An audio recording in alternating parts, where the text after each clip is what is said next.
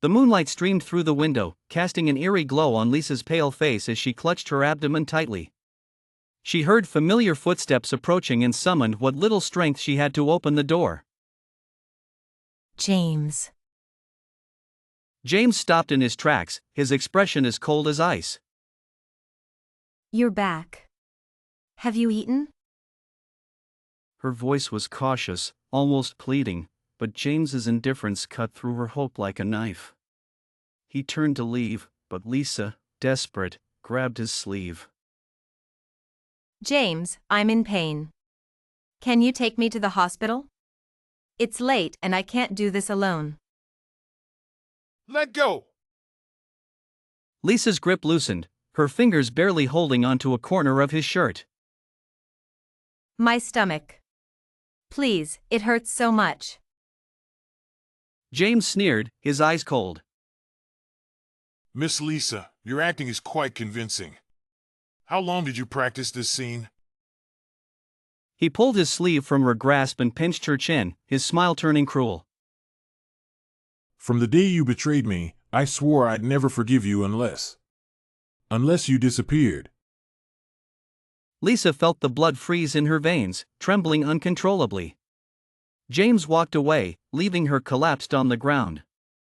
She shakily dialed 911, the pain in her abdomen unbearable. As the ambulance sirens faded, James remained expressionless. Lisa had always been willing to go to great lengths for her goals. This was just another act to stay in the James family, especially since her own family was on the brink of financial ruin. She had once abandoned James for a more comfortable life and now found herself paying the price. Lisa sat on a hospital bench, clutching her test results. The diagnosis was out: late-stage colon cancer. She couldn't believe it and sought out her friend Michael. Lisa, the test results are conclusive. It's late-stage colon cancer. Michael, please. Can you check again? Maybe there's been a mistake? Michael, a specialist in gastroenterology, conducted the examination himself. The results were the same. How long do I have left? Michael knelt down, his fingers pressing gently on her shoulder. Lisa, I'll do everything I can to help you. Cancer. It's cancer. Her illness felt like her marriage to James, beyond repair. The room was dim as Lisa sat on the sofa, the lights off. At midnight, she heard a car pull up. Soon, the door opened, and James walked in. He reached to turn on the light and immediately saw Lisa sitting there. He looked away, loosening his tie as he prepared to go upstairs. James. He didn't stop. Lisa's fingers clenched, her nails digging into her palms. After a long pause, she lifted her head and looked at his back, a smile forming on her face. Let's get a divorce. James finally stopped, just as she had hoped. Standing against the light, he appeared even more unapproachable. Lisa's eyes traced his face. This was the man she had loved for 10 years. 10 years of affection had only earned his disdain and left her with scars. She shouldn't burden him any longer. Can you go a day without causing trouble? Lisa stood up, pulling the divorce papers from her bag. Her hand brushed against a bottle of painkillers inside, and she paused for a moment before silently closing the bag. She walked over to James and handed him the divorce papers, already signed with her name. Don't you want to marry Emily? I'm letting you go. If I had known you liked Emily, I would never have married you. James glanced at her signature before taking the papers. He pressed his tongue against his cheek and slapped the papers onto her shoulder. Miss Lisa, you really live up to your finance degree. How much of the family fortune do you want in the divorce? Lisa was momentarily stunned. She pressed her lips together and whispered, I never wanted your money. James said nothing, just looked at her with cold eyes. 3 years ago, his family faced a crisis. His father went to prison, and he had to sell off all his assets to pay off debts, leaving him penniless. The woman who claimed to love him disappeared the day after his downfall. He heard she went to see Robert, the very person responsible for his father's imprisonment. His father had always been kind to Lisa, yet she betrayed them for money. What else was she capable of? Get out! His eyes filled with icy disdain. He turned to leave, but Lisa spread her arms to block his way. Don't you like Emily? I'm letting you go. I can sign a guarantee that I won't take a penny from you. Yes, I like Emily. So I will make sure she enters this house with dignity, as my wife, not while I'm still entangled with you. He slammed the door as he entered the bathroom. Cold water poured over him as he clenched his fists, lips pressed tightly together. Lisa turned and picked up the divorce papers from the floor. Her phone rang, and on the other end was her mother's sobbing voice. Her father was critically ill and had been rushed to the hospital. Lisa hurried over, only to learn from her mother that their family was going bankrupt, and her father's illness had worsened due to stress. She suddenly recalled James's words, "How much of the family fortune do you want in the divorce?" No wonder he knew their family was going bankrupt. Lisa, you need to ask James for money.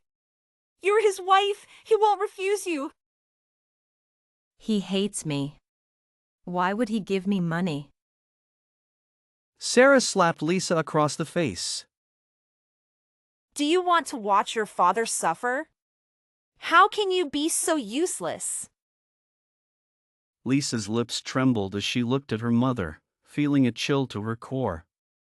When James's family faced their crisis, Robert had approached her with evidence of her mother's infidelity. He promised a large sum of money to help James pay off his debts if she left him. She had watched James struggle, unable to help, and thought that as long as she could assist him, it didn't matter if he misunderstood her. So she took the money from Robert and helped cover the family's debts, saying hurtful things to James in the process. She never expected to cross paths with James again until his ailing father asked to speak with her. He wanted her to marry James, saying he understood her reasons. At first, Lisa refused, but the next day, her family received a large sum of money from James's father. James was forced to marry her and grew to despise her. Lisa walked out of the hospital room, swallowing a painkiller. As she lifted her foot, she saw a woman in a hospital gown nearby. The woman had very fair skin, large round eyes, and delicate features. Emily. The woman James now favored, who was once Lisa's best friend. Lisa looked away and turned to leave. Lisa. The laughter of the woman behind her echoed. I heard the Lisa family is done for. You finally got what you deserve. She caught up to Lisa, standing in front of her, her voice cold. Get lost. Emily didn't get angry. She said nonchalantly. You're quite pathetic. James doesn't want you anymore, yet you still cling to him. Her eyes gleamed with pride. Do you know? James has been with me these past few days. You want to be Mrs. James, don't you? Have him come and talk to me about the divorce. Emily's eyes narrowed. You don't actually think he's not divorcing you because he can't forget you, do you? How naive. She leaned closer to Lisa. He's just doing it to get back at you. When he's tired of you, you'll be no different from trash. Oh, by the way, he's never touched you, has he? Lisa's fingers tightened. She looked down coldly at Emily. Do you know why? Emily's nails slowly traced Lisa's face. Because he thinks you're dirty. The money you used to help the James family, it was given to you by your new lover, Robert, right? Have you said enough? If you have, then get lost. Unexpectedly, Emily fell heavily to the ground. Footsteps rushed from behind her, and soon James was holding Emily in his arms. He picked her up and looked back at Lisa. That look sent a chill through Lisa's bones. Emily had been injured for James. Her bones were fragile, and this fall had dislocated her neck. James kicked open the bedroom door, yanking the blanket off and pulling Lisa up. How could you be so cruel? Years ago, Lisa had wanted to break up with him. He had gone out in the rain to find her, nearly getting hit by a car. It was Emily who had pushed him out of the way.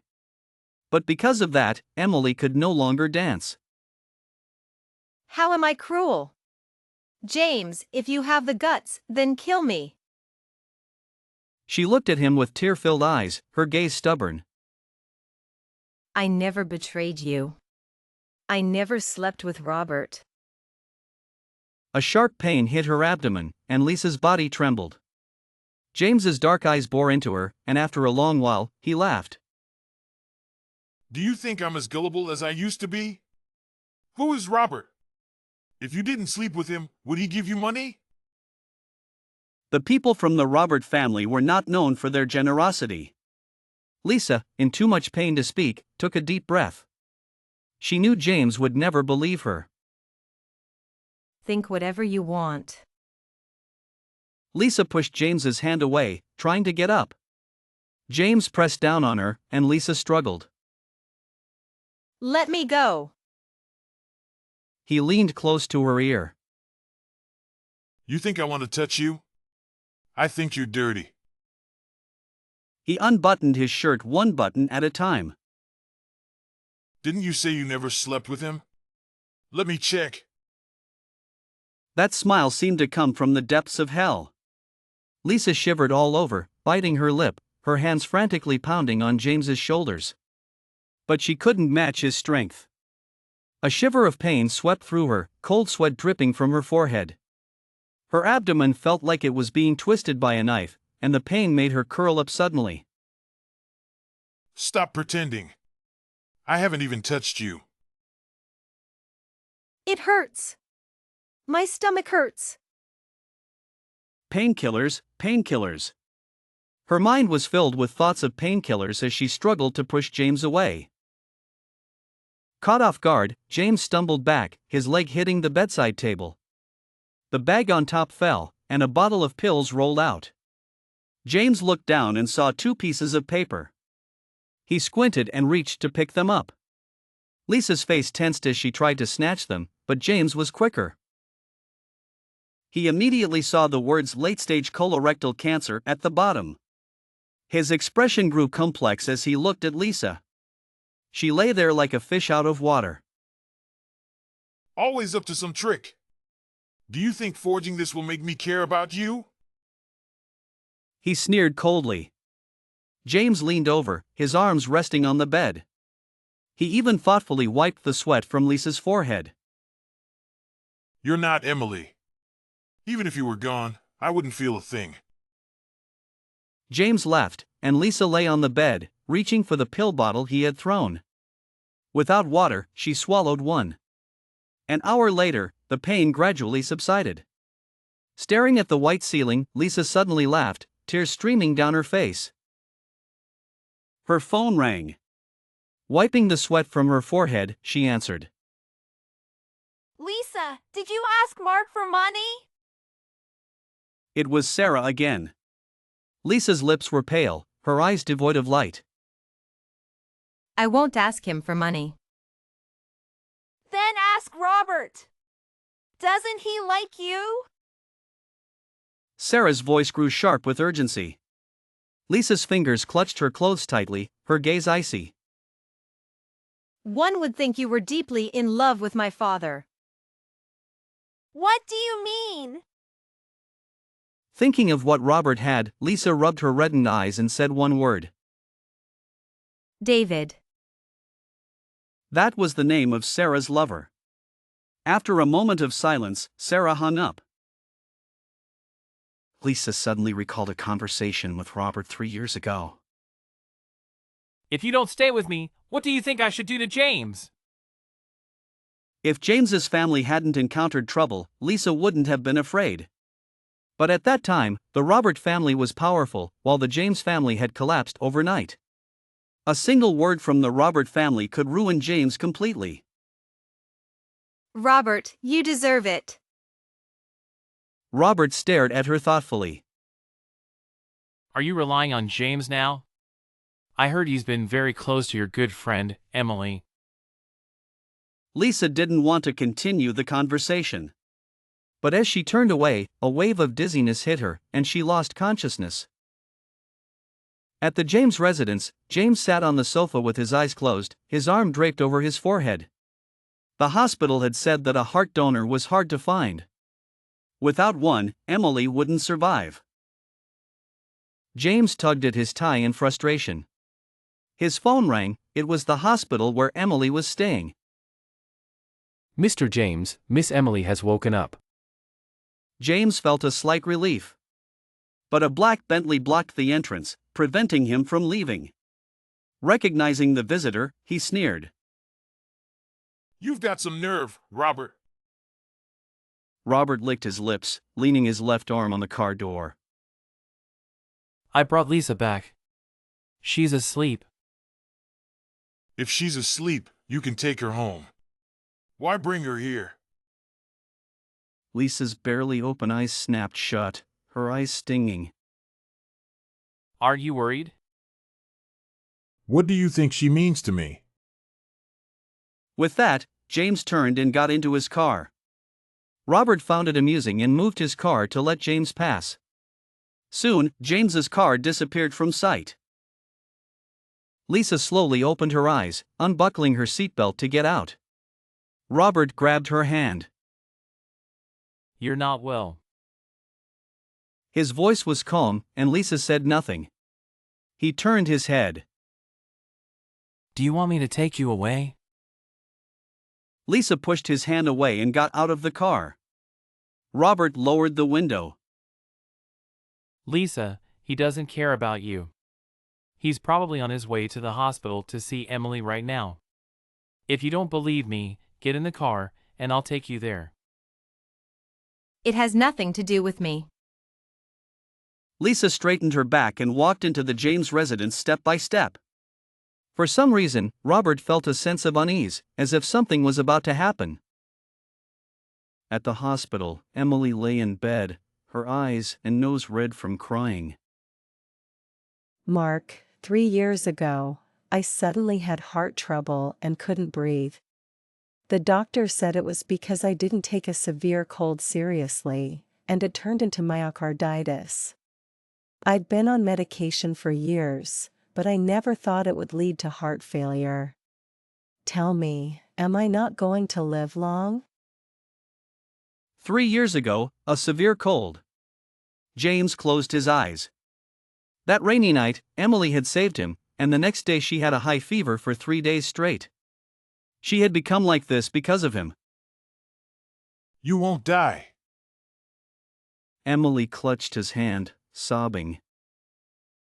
But finding a donor is so difficult. Night fell. Lisa, half awake, heard the door open. She groggily got up, but before she could sit up, someone pressed her back onto the bed. The man smelled strongly of alcohol, but it wasn't unpleasant. The moonlight filtered into the room, and Lisa saw the man's face clearly. Mark. Lisa's eyes sparkled. The man fumbled to remove her clothes, burying his face in her neck. Lisa tentatively wrapped her arms around his neck, and James didn't pull away. She bit her lip, enduring. Lisa. Yes. She responded with a smile, cupping his face. This was her love, her James. James leaned in closer, and Lisa could see his deep eyes, long lashes, and the faint double eyelids. James's thin lips parted, his eyes indifferent. Lisa, why aren't you the one who's sick? Why aren't you the one who has to go? There wasn't a deep hatred in his eyes, but that made Lisa feel even colder. Not even hatred, how indifferent must he be? Lisa closed her eyes. But James, she wouldn't be around much longer either. She could grant him his wish and disappear from his world forever, making his world brighter. James fell into a deep sleep, while Lisa sat hugging her knees all night. Before James woke up, she left the room. Sunlight filtered through the white curtains, and the man on the bed stirred, opening his eyes. Where am I? The chaos of last night lingered in his mind, but it was too fleeting to grasp. He realized he was in Lisa's room and instinctively looked at the bed sheets, which were different from before. James rubbed his temples and walked out. Lisa was squatting in the bathroom, staring blankly at the spinning washing machine. Hearing footsteps, Lisa immediately stood up. Yesterday. You drank too much and threw up all over the bed. James pressed his lips together and withdrew his hand. The confusion in his mind didn't quite match what Lisa said. Perhaps he had been dreaming. Dreaming of being with Lisa. Do you want some fried dough sticks for breakfast? I'm going to the hospital to see Emily. The smile on Lisa's face froze for a moment. Go ahead, goodbye. Her phone chimed, and Lisa looked down to check the message, avoiding his gaze. It was the matching result. She could donate her heart to Emily. Lisa looked up, rubbing her sore nose, and called out to James, who was about to leave. Wait. James turned back, and Lisa smiled at him. The smile was faint, but it tugged at his heart. Wait for me. With that, Lisa ran upstairs, grabbed a delicate gift box, and hurried back down. This is for you. Her stomach churned, but her expression remained flawless. Inside the box was a tie. This tie doesn't match my suit today. It's okay, you can wear it another time. Even if he never wore it, she had to give it today because she might not get another chance. James was going abroad for a month. On the third day there, he received a notification from the hospital that a terminally ill patient had a matching heart for Emily. The patient was willing to donate their heart to Emily after passing away. James wanted to thank this person, but the hospital said the patient wished to remain anonymous. Mr. James, your wife's father's condition isn't good. James came out of the meeting room, and John immediately reported to him. How much is needed? 50,000.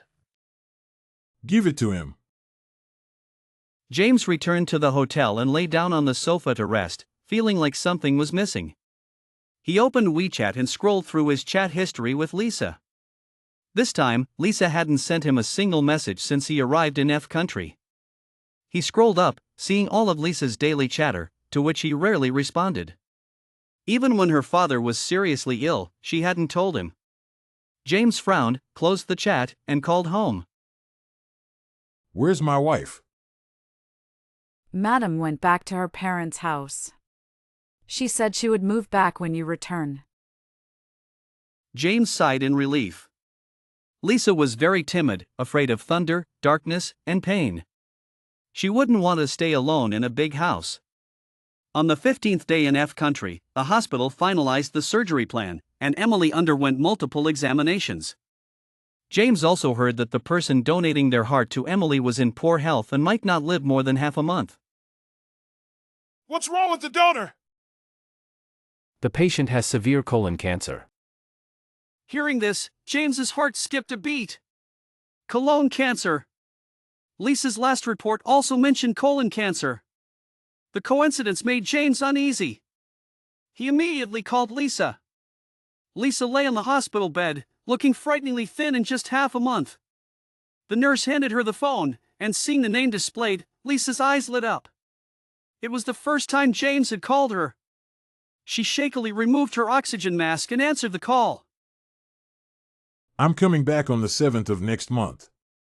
Can you come home on the 7th? Sure. Lisa smiled. James felt something was off about her. Mark, I'm so tired. Can you call me tomorrow? Her voice was weak, and James assumed she hadn't fully woken up. He glanced at the time. It was 8 a.m. back home. All right, I'll call you tomorrow. After the call ended, the phone slipped from Lisa's hand. The nurse hurriedly put the oxygen mask back on her. Lisa closed her eyes, her vision blurring. I really want to see tomorrow's sun, and I really want to answer his call. But she knew it was impossible. James finished his work, which was supposed to take half a month, in one day. He booked a flight back home that night. Before heading to the airport, he suddenly thought of something and took out the tie Lisa had given him from his suitcase. The burgundy tie matched his suit perfectly today. He boarded the plane early. Before turning off his phone, he received a message from the hospital. Mr. James, the donor passed away 2 minutes ago. Ms. Emily's heart transplant surgery will take place in 2 hours. The plane landed, and John took James's suitcase and placed it in the car. To the hospital.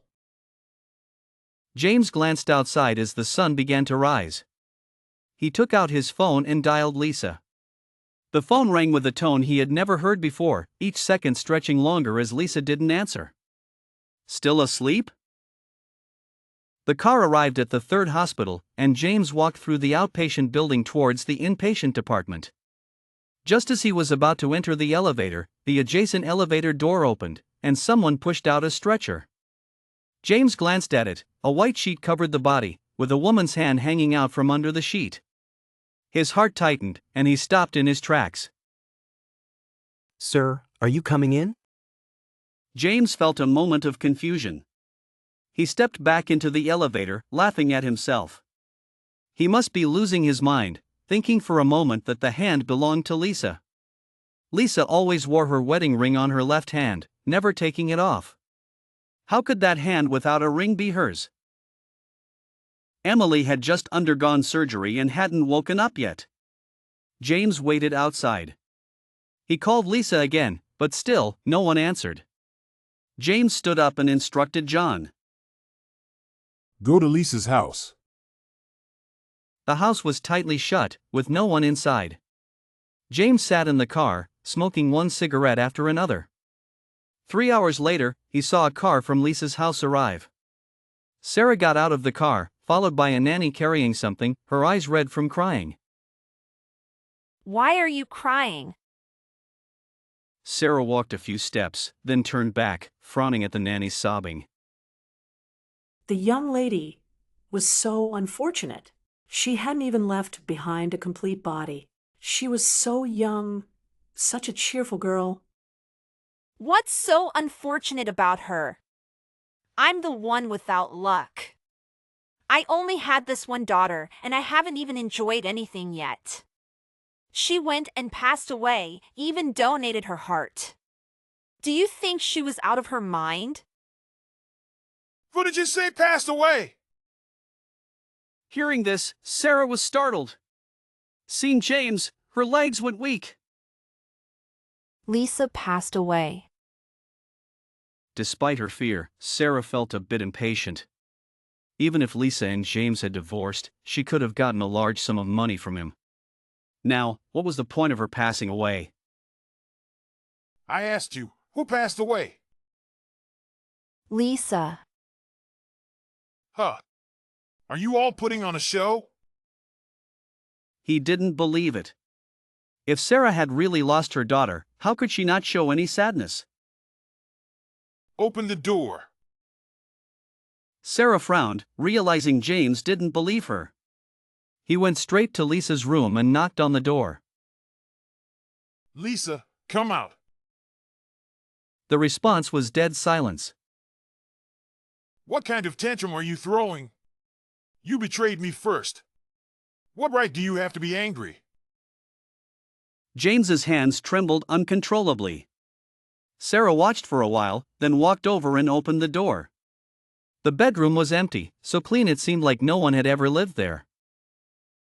She hasn't stayed here for a long time. When I got the news, Lisa was critically ill and had signed an organ donation agreement. I don't know who received her heart. Stop lying. James clenched his fists. Emily had just undergone a heart transplant, and now Sarah was saying Lisa donated her heart? Ridiculous. How could Lisa donate her heart to Emily? Clearly, Sarah wasn't telling the truth. James strode out, calling John as he walked.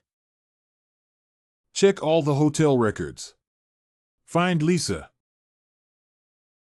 But there was no record of Lisa checking into any hotel in the city. Check her travel records. Pause, and Robert's whereabouts. John was silent for a moment before answering. Robert went to Lisa's family home. Lisa's family home. Robert placed a paper ticket on the table. I want to take Lisa's ashes. Sarah's eyes lit up as she glanced at the amount.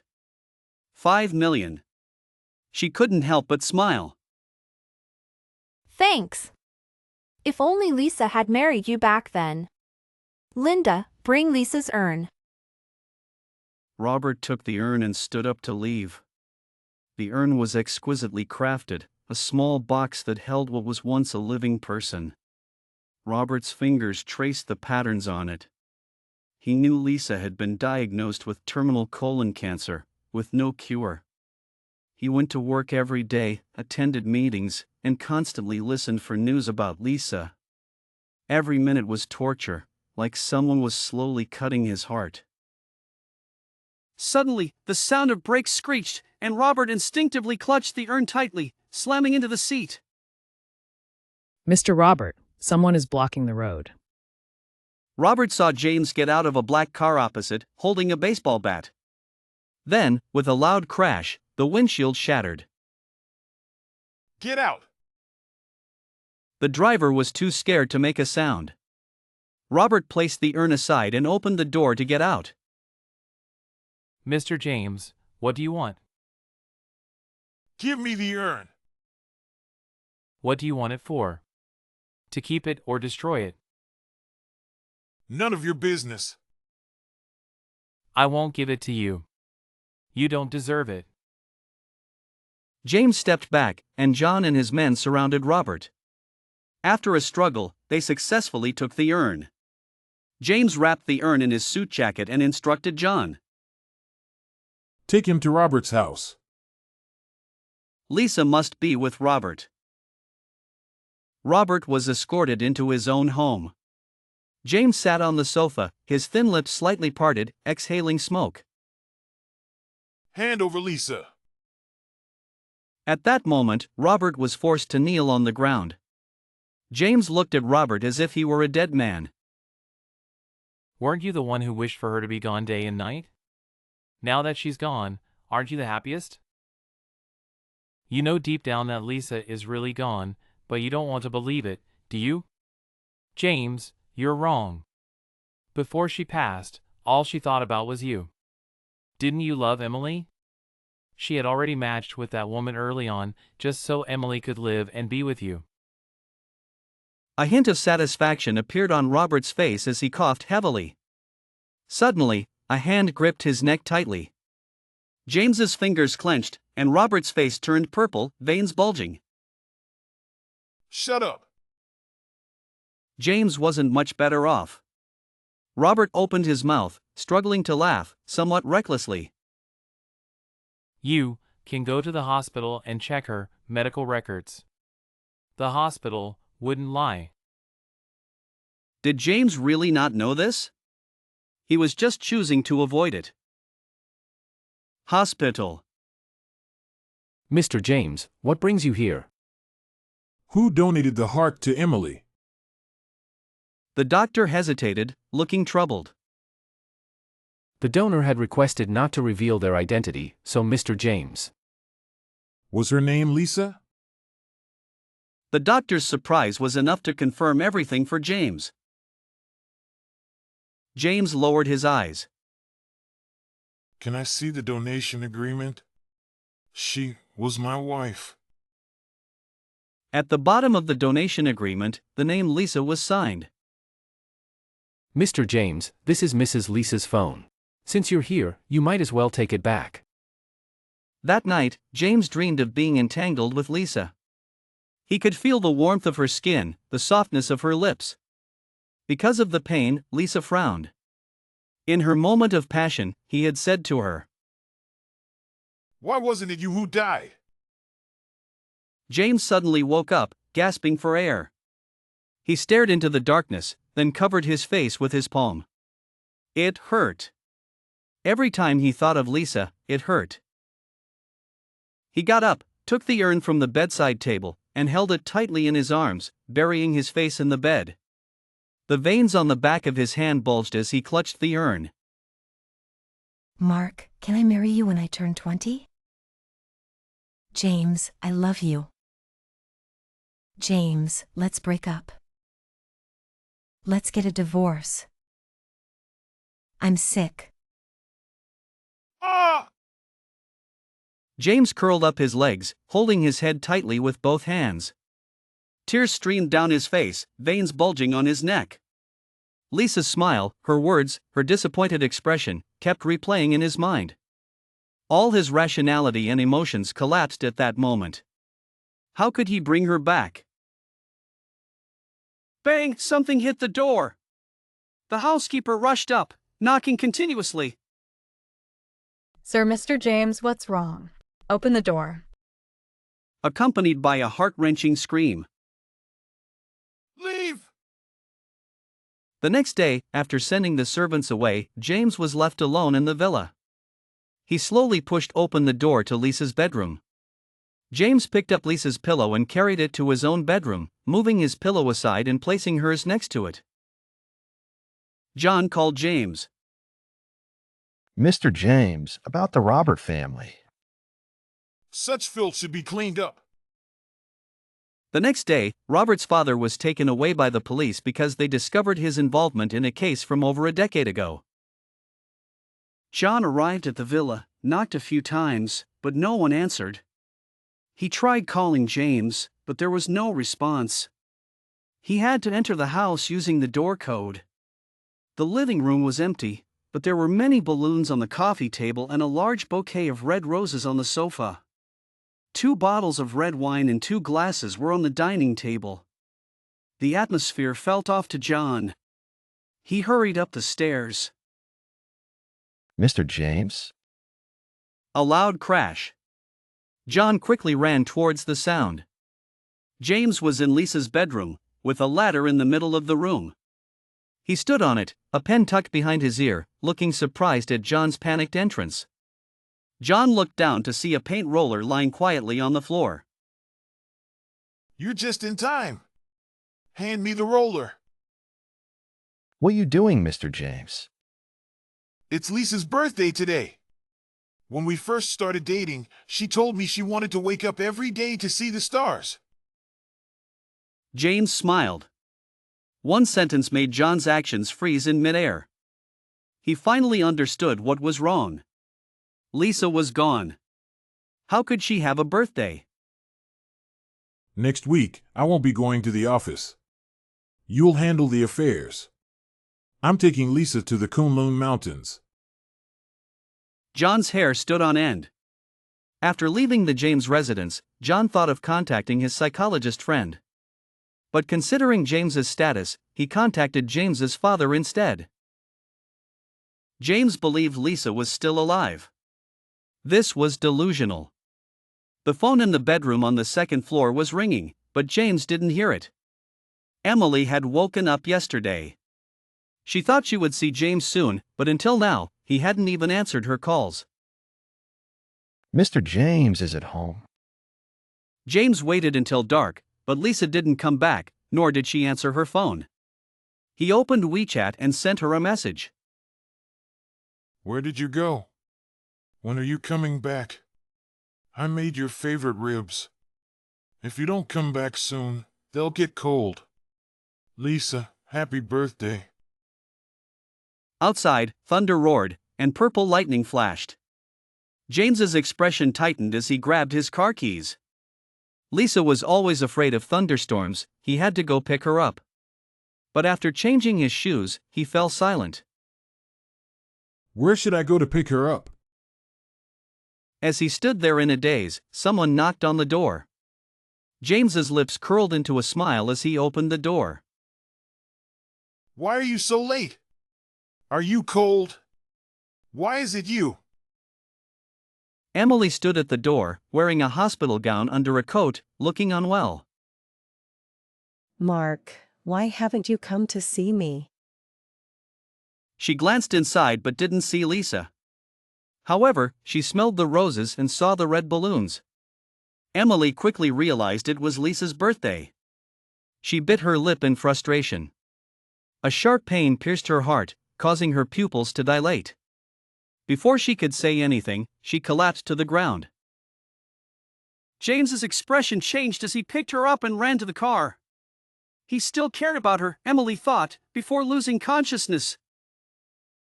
In a daze, voices reached her ears. We must save her. Protect the heart. You must save her. The heart inside her must be safe. Upon receiving the news, James's parents rushed to the hospital. James was a bit surprised. Dad, Mom, why are you here? We missed you, so we came to see you. I got you a psychologist. You need to see them now. What do you mean? What did you prepare at home? Before coming to the hospital, they had visited James's place. Linda wasn't there, and the kitchen still had ribs cooking. There were 2 wine glasses and 2 sets of tableware on the table.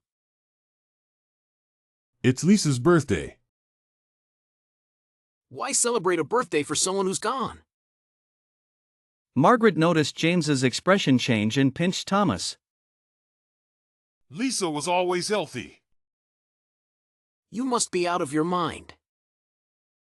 Thomas had doubted John's words initially, but now he was certain James had lost his sanity. Everyone, come over and get the young master into the car. But no one could take him away. Blow after blow, Thomas's men were knocked to the ground. Thomas gritted his teeth and swung his cane, hitting James on the neck. He grunted in pain. Margaret hurried to stop her son, tears streaming down her face. James was truly unwell. At the psychiatric hospital, the director stood at the entrance, waiting for the James family. 5 cars arrived in a line. Mr. James, you're here. My son is in the first car. James opened the car door himself and got out. I'll walk on my own. The hospital sign was rusty, but the interior was clean. The director led the way for Thomas. James walked behind with his hands in his pockets. In the center of the outpatient hall hung a clock. James glanced at it. It was 11:30. Half an hour left before the day ended. He hadn't wished Lisa a happy birthday yet, and the ribs in the pot were probably cold by now. James took out his phone and sent a message. I'm at the hospital. Are you home yet? I'll try to get back soon. Don't eat the ribs if they're cold. Are you upset? Is that why you're not replying? I hope the examination can be done quickly and treatment started soon. James was taken into an office by specialists, while Thomas and Margaret went into a meeting room with the director. The specialists tried to engage him in conversation. But James said little, his eyes fixed on his phone. May I ask, are you waiting for someone's message? My wife's. How did you get that scar? James touched it and smiled, meeting the specialist's eyes. When I was in school, Lisa was being followed. I got into a fight with those people. There was a lot of blood, and Lisa cried a lot. That day, we shared our first kiss. May I ask how you and your wife met? At the racetrack. James recalled their first meeting as if it had happened yesterday. He and some friends had walked into the racetrack and heard cheers from outside while choosing horses. On the track, a girl in a red riding outfit held the reins with one hand, her slender legs gripping the horse's sides, her pale calves encased in shiny boots. She leaned over and picked up a prize from the ground. Her waist must be very flexible. That was James's first thought when he saw her. The specialist watched James, noting every detail of his expression as he reminisced. Various tests were conducted throughout the night, and by morning, the report was handed to the James couple. The primary issue is a psychological disorder, accompanied by severe delusions and hallucinations. Hospitalization is recommended. The doctors administered a sedative to James, but even then, he struggled fiercely. My wife is waiting for me at home. I need to go back. James stayed in the psychiatric hospital for half a month, with no freedom in the first week. Thomas's men guarded the area, and the hospital's security was tight. After a week, an overall assessment deemed James relatively stable, and he was given some activity time. James sat on a bench under the shade, rubbing his fingers. Why hadn't Lisa come to see him? His phone had been confiscated, but he missed her. Nothing else mattered, he wanted her back. The specialists planned to start hypnotherapy in 3 days. During this time, James would sit in the yard every day, staring blankly at the entrance. His mother visited twice, but Lisa never came. The room was dim as Lisa sat on the sofa, the lights off. At midnight, she heard a car pull up. Soon, the door opened, and James walked in. He reached to turn on the light and immediately saw Lisa sitting there. He looked away, loosening his tie as he prepared to go upstairs. James. He didn't stop. Issa's fingers clenched, her nails digging into her palms. After a long pause, she lifted her head and looked at his back, a smile forming on her face. Let's get a divorce. Her eyes welled up with tears, looking utterly pitiful. But there was no trace of pity in James's eyes. He pressed his hand against the bedspread, leaning in to stare into her eyes. The sharp, cold glint in his gaze made Emily tremble involuntarily. Cold, take good care of yourself. The coldness in his eyes flashed briefly, but when Emily looked closely, his gaze was as calm and unruffled as usual. Sad, did you and Lisa make up? Indifferent, she's gone. Shocked, what kind of joke is that? The car accident back then had been orchestrated by Emily to pretend to save James. But the driver had actually hit her, leaving her fragile all over. In essence, no matter what, she had been injured and fallen ill to save James. It wasn't unreasonable to expect him to take care of her for the rest of her life. James sneered. Emily should be grateful that Lisa's heart was now in her body. She was merely a vessel nurturing that heart. In the days that followed, James's people would come daily to bring her supplements. Before she was discharged, the doctor conducted several more examinations. The doctor said the new heart was adapting very well to her body. James brought her home. In the living room, Emily saw Lisa's portrait. Lisa was really gone? Did this mean she could now become Mrs. James? Her phone rang. Hopeful, hello? Angry. Emily, I heard you found a very wealthy boyfriend. Emily was terrified of him. She had worked hard to climb up just to escape the mire. Defensive, yes, he's very powerful, so you'd better behave. Angry, you little brat, you're asking for trouble. I need 20,000 by tonight. If I don't get the money, I'll come find you and let your boyfriend know what kind of person you are. There was a clatter on the other end, accompanied by a woman's cries. Emily bit her lip. He was hitting her mother. Pleading, stop it. Give me a few hours. Even if I get the money tonight, I can't give it to you until tomorrow morning. angry, you better keep your word. He hung up. Emily stared blankly at the wall. She couldn't ask James for the money, she had no excuse to use. Emily tiptoed and listened for a while, making sure there was no movement outside before slowly walking out. There was only one guest room on the first floor. James's room was on the east side of the second floor. Emily quietly climbed to the second floor and slowly pushed open the door to the guest room on the west side. The room was dark, with the curtains drawn. Emily sensed this must be Lisa's room. She took out her phone and saw the dressing table. It was adorned with women's cosmetics. Emily's eyes paused, she had guessed correctly. There were several drawers under the dressing table. In the darkness, Emily's heart pounded in her chest. The drawers didn't disappoint her, they contained jewelry. Suddenly, the lights outside turned on, and Emily crouched down, holding her breath. Footsteps approached, and Emily looked through the crack in the door. Someone stopped at the doorway. If James found her in Lisa's room, she would be doomed. The doorknob moved slightly, and Emily hurriedly crawled under the bed. James walked in, sat on the bed, and lit a cigarette.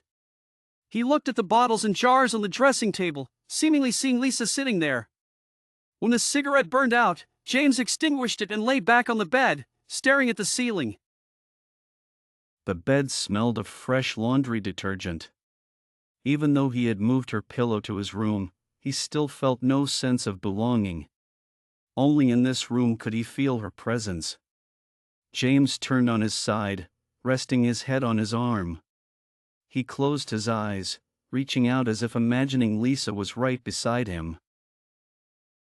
Melise spent the entire night in a daze, sleeping on the floor. By the time she woke up the next day, James had already left. She hid the jewelry she had taken from the drawer in her pocket and sneaked back to her room. She went to a secondhand luxury store and sold the jewelry. Her family lived on the outskirts of the city, in a narrow alley. The house was rented. Their original home had been lost to her stepfather's gambling. When Emily arrived, her stepfather immediately reached for her bag. What did you bring me? Melise frowned and took a step back, throwing the bag at him. As she walked out of the house, a police car was parked at the entrance of the alley. She didn't know who had gotten into trouble. Emily glanced at it but didn't pay much attention until the police stopped her. Emily, right? You're suspected of theft. Come with us. Melise's eyebrows furrowed deeply. What are you talking about? Many neighbors came out to see what was happening.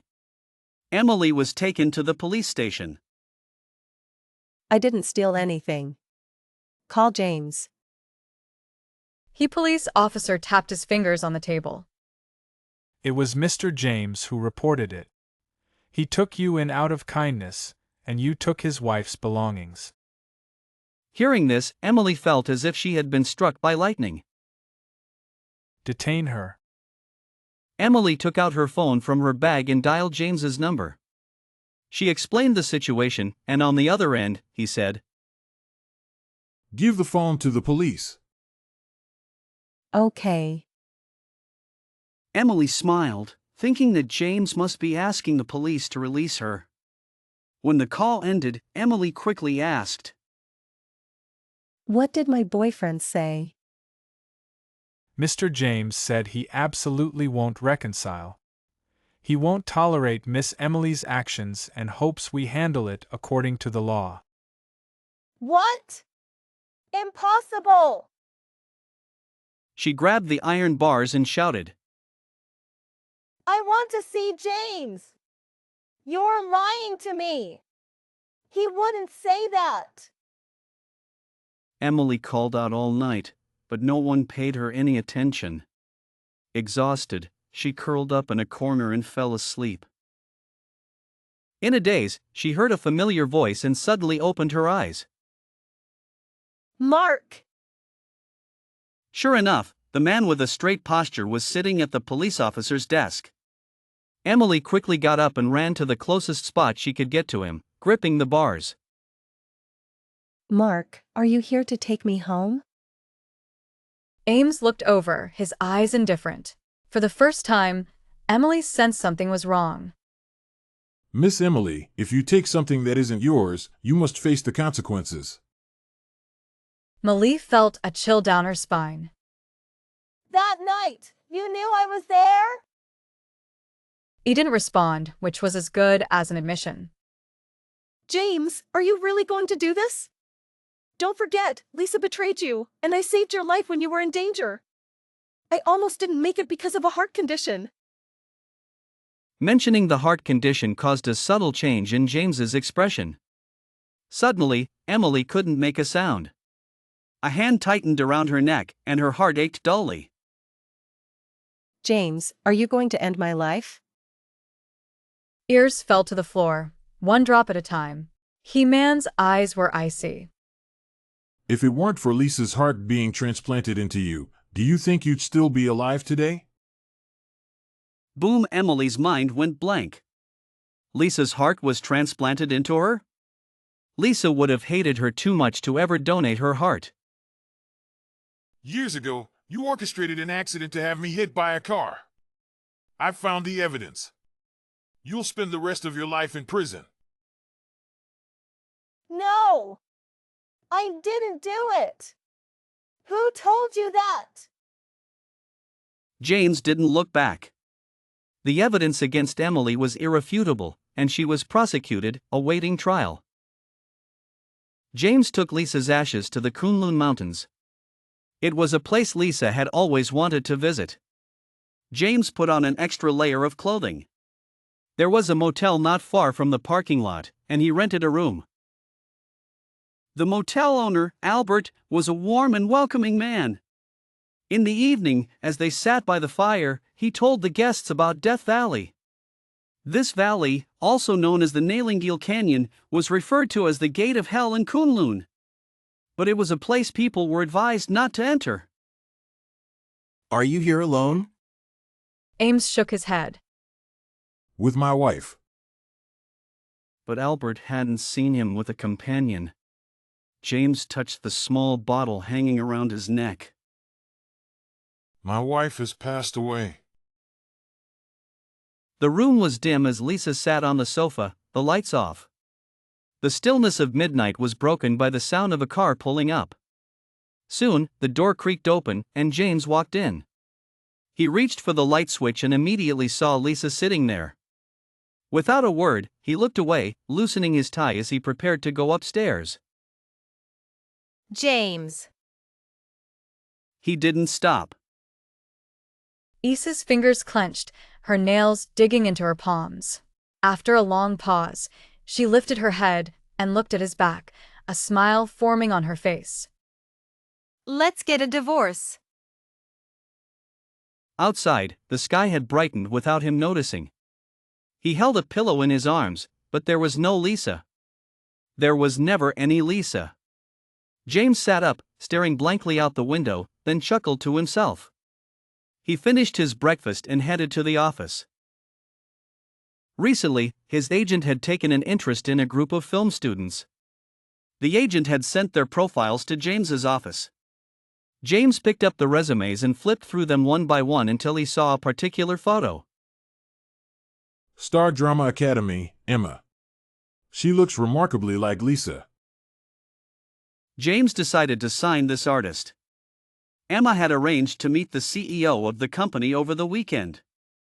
Although the company had only been established for a little over a year, it had strong resources. The weekend arrived quickly, and Emma drove to the meeting. When she arrived, someone was already seated. She could only see his back.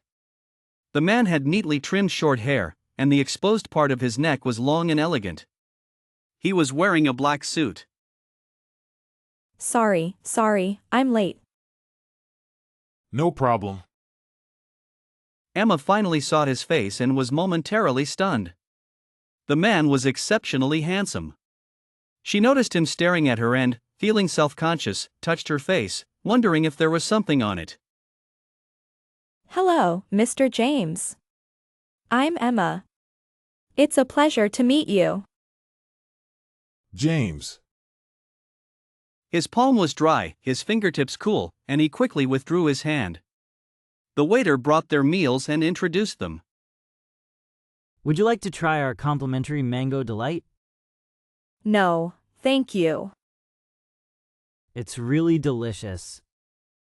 I'm allergic to mangoes. James's fingers paused. Lisa was also allergic to mangoes. When they first started dating, he had taken her to eat mango ice, and she had endured the itchiness to eat 2 bowls, breaking out in hives all over. She hadn't mentioned it because she didn't want to spoil the fun. James closed his eyes, feeling a sharp pain in his heart. If you sign with our company, I guarantee you'll get priority for all resources. Okay. The company had recently acquired the rights to a suspenseful supernatural story. The casting director had a male lead in mind, Daniel, and wanted to use a rising star from another entertainment company for the female lead. James read the script and thought the role would also suit Emma. When Emma learned she could participate in the other, she was so excited she couldn't sleep. The other was a big IP, written by her favorite author. And now, the script was in her hands. On her way to the script reading, her car was stuck in traffic for 3 minutes. Bored, she looked out the window at a large screen playing an interview. It was a financial interview with James. Simultaneously, a trending topic at number 47 caught her eye, Emily. Emma wanted to click on it, but the traffic started moving, so she tossed her phone aside and didn't check. She didn't see that Emily had been released from prison. Emma joined the crew, and filming was scheduled for 3 months. James visited the set twice. Soon, it would be the anniversary of Lisa's passing. He decided that every year, he would take Lisa to a different place to travel, until the day he could join her. James had been having recurring dreams lately, always dreaming about the times he had with Lisa. The dreams were so beautiful that waking up felt like torture. Sometimes, James thought it would be better to never wake up. Time passed slowly, and sometimes he couldn't distinguish between dreams and reality. In his dreams, he and Lisa had a child. Sometimes, when he woke up, he subconsciously continued the dream's narrative. But seeing the empty room and Linda's puzzled expression made James feel ridiculous. Lisa was gone, he knew this better than anyone. Yet, he couldn't accept it. As the filming of The Stranger wrapped up, a sensational headline exploded in the media. Rumors spread that Emma, a rising star from Zong Entertainment, was possibly dating the acclaimed actor Daniel. The media captured images of the two on a park date, walking their dogs together. Daniel, they caught us. It's all right, Emma. We knew this day would come. 10 minutes later, Daniel confirmed the relationship on his social media, followed closely by Emma. Fans, who initially thought it was just media speculation, were in disbelief. The internet was flooded with a torrent of criticism. Daniel, they're saying awful things about us. Don't worry, Emma. We'll get through this together. Zong Entertainment quickly launched a public relations campaign. Emma deactivated her social media and focused on her acting. Her dramas became hits one after another, propelling her from a minor celebrity to a top-tier star in less than 6 months. Her popularity soared, nearly reaching the top spot in public favor. Emma had turned the tide, and those who had previously doubted her relationship with Daniel now offered their blessings. A year and a half later, a marriage certificate between Emma and Daniel was posted online, causing a temporary crash of the social media platform. We did it, Daniel. We're finally married. Yes, we did, Emma. I couldn't be happier. Emma often had a recurring dream where a man named Mark kept apologizing to her. Over 2 years, she had this dream many times but never saw his face. However, the frequency of this dream gradually decreased. She began to dream more about Daniel. When she opened her eyes, it was Daniel she saw, and she felt very happy. Eventually, she stopped dreaming about the man named Mark altogether. I think I finally moved on, Daniel. I'm glad, Emma. You deserve to be happy. 2 months later, Emma discovered she was expecting a child. Daniel, we're going to have a baby. That's wonderful news, Emma. Emma had a wish to visit the Kunlun Mountains with her beloved. After a 2-hour flight, she slept for the entire duration. When she and Daniel got off the plane, Emma thought she saw a familiar face, but she got distracted when Daniel held her hand. When she looked again, the person was gone. Emma laughed at herself, thinking she must have been seeing things. I must be imagining things. Maybe you just need some rest. Emma and Daniel stayed at a nearby inn owned by a man named Albert. Footsteps echoed from the second-floor stairs, and Albert turned around, waving. Hey, Mark, come join us by the fire. Mark? Emma quickly turned around and met someone's gaze. James was momentarily stunned, not expecting to see Emma there. The man beside her, Daniel, also turned around. Emma realized she hadn't been mistaken when she got off the plane. James was indeed there. James, good to see you. Come, join us by the fire.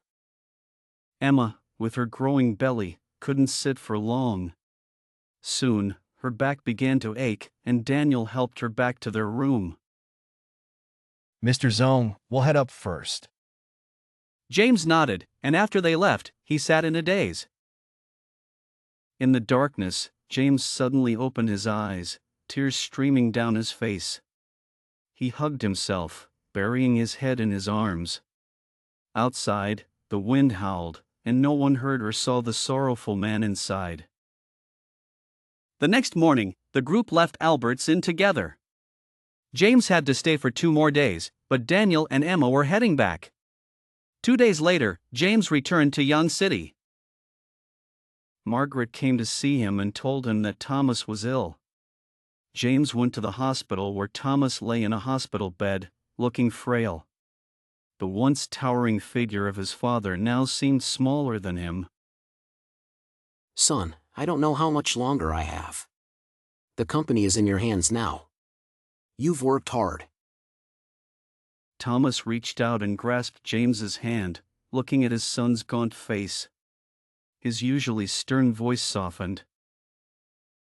Mark, don't blame yourself. Lisa wouldn't hold it against you. You should forgive yourself. Half a month later, Thomas passed away. On the day of the funeral, it rained heavily. James, dressed in a black suit, stood by, and after the ceremony, he escorted the coffin. Another year passed. James took Lisa to Lhasa. Daniel won the Best Actor award. Emma gave birth to a son. James sent a generous gift through someone. It was raining. In the cemetery, a man holding a black umbrella walked up the steps and stopped in front of a tombstone. The woman in the photo smiled brightly. The man squatted down, his slender fingers touching her face. The rain pattered on the umbrella, soaking his shoes. Lisa, I'm finding it hard to go on. 3 months later, the world was shocked to hear that James, the CEO of Zong Entertainment, had passed away unexpectedly. Perhaps, for him, it was a form of release.